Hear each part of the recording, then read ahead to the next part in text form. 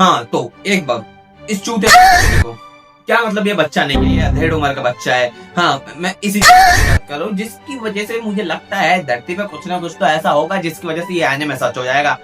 अब आखिर इस एनीमे में ऐसा क्या है जो इसके वजह से ये चीज सच हो सकती है, अभी हम इसी बारे में डिस्कस करने वाले हैं और मैं तुम लोगों को बताऊंगा कि आखिर ये एनीमे कितना अच्छा है कि तुम्हें इस एनीमे को देखना चाहिए।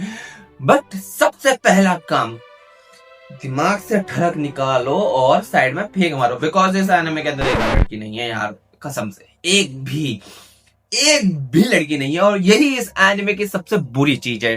ठीक है, मतलब क्यों नहीं है एक लड़की, एक तो मॉमी है लेकिन वो तो डिक्टेटर है।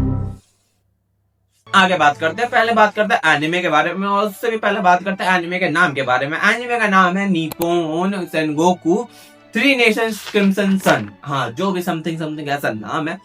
और बात करें कहानी की तो इसकी जो पूरी कहानी है वो ना वर्ल्ड वॉर 3 के बाद सेट है। हाँ वर्ल्ड वॉर 3 समझ गए, जिक्र हुआ था पहले। अब जो वर्ल्ड वॉर 3 थी उस वजह से पूरी दुनिया के लगे पड़े हैं और एट दिस पॉइंट सिर्फ एक ही कंट्री है जो कि सबसे ज्यादा सेफेस्ट मानी जा रही है और वो है जापान।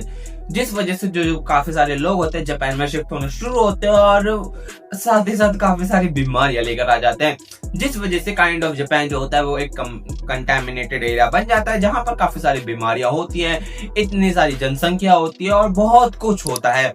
मतलब कई सारे लोग तो जापान में रह के मर जाते हैं बीमारियों की वजह से, और जिस वजह से जापान जो होता है वो पूरी तरह से कोलैप्स कर जाता है। और इस पॉइंट पे जो जापान होता है वो 3 डिफरेंट पार्ट्स में बढ़ जाता है, जिनमें से एक होता है सेंगोकू एरिया। और सेंगोकू एरिया को ना मतलब तुम ऐसा समझ सकते हो, इस एनिमे का नाम मेनली फॉलो करने वाले बिकॉज हमारा जो मेन कैरेक्टर है वो सेंगोकू एरिया के अंदर ही रहता है। और सेंगोकू एरिया पे ना एक एम्परर रूल करता है, लेकिन उस एम्परर से भी ज्यादा खतरनाक एक फैमिली है इस एनिमे के अंदर। ठीक है, और उस फैमिली को काइंड ऑफ लीड करता है ये चमन चूतिया। मतलब मैं जानता हूँ बहुत बद्दी शक्ल है पर तुम इसको भी देखो, इसके तो कर्म भी बहुत बद्दे है। इस इंसान ने लिटरल 2 येन के लिए एक बंदे को बहुत बुरी तरह मारा था, सिर्फ 2 येन। हाँ तो इस तरीके का है, तुम समझ गए होगे। अब सीन कुछ इस प्रकार है, हमारा जो मेन कैरेक्टर है वो सेंगोकू एरिया के अंदर रहता है और एक पीसफुल लाइफ जीने की कोशिश कर रहा है अपनी वाइफ के साथ। और उसने ना जापान एरा की काफी सारी किताबें पढ़ रखी है, जिस वजह से उसको पता है एग्रीकल्चर क्या होता है, फार्मिंग किस तरह की जाती है और सबसे इंपॉर्टेंट वॉर नॉलेज, एक जंग को किस तरह लड़ा जाता है और उस जंग को किस तरह जीता जाता है।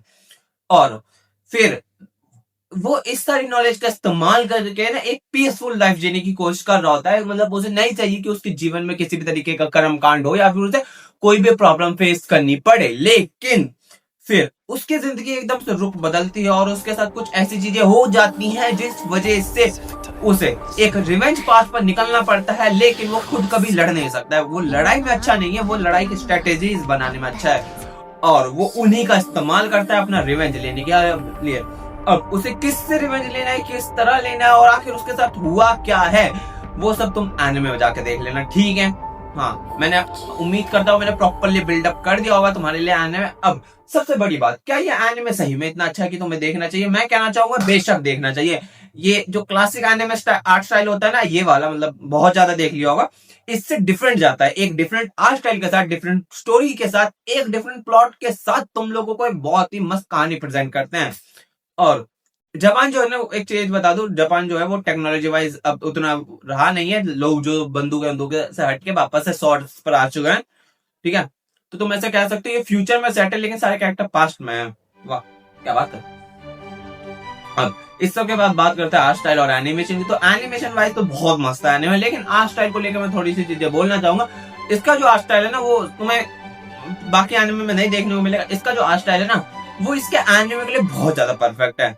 हाँ मतलब जैसे ये एनिमे है, जैसे इसकी थीम है, जो डार्क सी थीम है, उसको बहुत अच्छे से कॉम्प्लीमेंट करता है। इनफैक्ट जो आर्ट स्टाइल है वो तुम्हें कहीं से भी सूदिंग वाइब नहीं देता है, वो तुम्हारे लिए एक अनहिंज्ड सा रह जाता है, तुम्हारे माइंड में एक क्यूरियोसिटी क्रिएट करके चला जाता है कि मतलब कुछ तो है लेकिन ये अजीब लग रहा है, अच्छा नहीं लग रहा है, एक अनप्लीजी सी वाइब रह जाएगी तुम्हारे अंदर।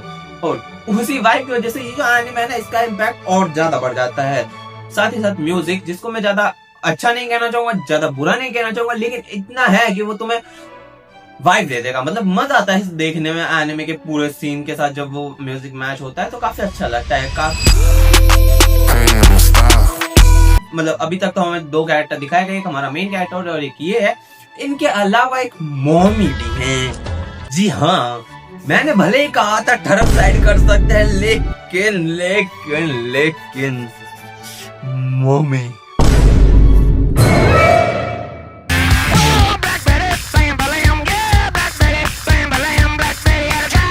तो अब हमारा जो सेंगोकू पार्ट है ना, उसका एक अपोनेंट है, एक मतलब जिनसे उनकी सबसे ज्यादा लड़ाई चलती रहती है, वो है एक एरिया है जहां पर जो लोग थे, मतलब क्या थी, जिनकी गवर्नमेंट काइंड ऑफ कोलैप्स होने वाली। तो एट दिस पॉइंट पे वहां पर एक मॉमी आती है जो कि एक रेवोल्यूशन स्टार्ट करती है और वहां पर डिक्टेटरशिप शुरू कर देती है। हाँ, वो एक डिक्टेटर बन जाते हैं जिसको हर कोई सपोर्ट करता है, बिकॉज वो लोगों की नजर में इतना अच्छा बन के रहती है कि उसे हर कोई सपोर्ट करता है कि ये जो बंदी है सबसे ज्यादा बेहतर है। और मैं भी मानता हूँ, क्या बंदी है, मर गया मादर। इस मॉमी का सेनगोकू वालों के साथ लफड़ा है, हमारे मेन कैरेक्टर का किसी के साथ लफड़ा है। लफड़े ही लफड़े चल रहे हैं इसके अंदर और देखने में मजा आ रहा है, तो जाके देख लेना। ठीक है, बाय, टाटा, सायोनारा, इतना ही बताना था। मैं बस इतना कहना चाहूंगा, मॉमी के लिए तो चले ही जाना देखने।